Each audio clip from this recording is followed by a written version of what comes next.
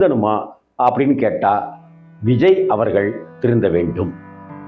ஏன்னா என்னுடைய கருத்து, நடிகர் விஜய் யார் வேண்டுமானாலும் அரசியலுக்கு வரலாம், அதுல எந்த மாற்று கருத்துமே கிடையாது.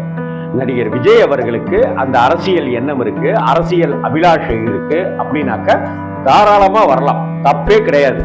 ஆனால் நடிகர் அப்படிங்கிற ஸ்தானத்தில் இருந்த விஜய் தலைவர் என்கிற பொறுப்புக்கு வந்து விட்டாரா அப்படிங்கிறது இங்கே கேள்விக்குறியா இருக்கு.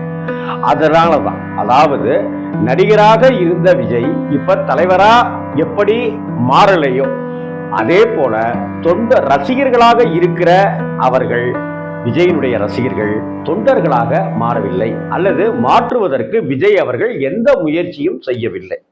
முதல்ல விஜய் தன்னை தெளிவுபடுத்தி கொண்டு தான் ஒரு கட்சியின் தலைவர் அப்படிங்கிற பொறுப்போடு பணியாற்ற வேண்டும்.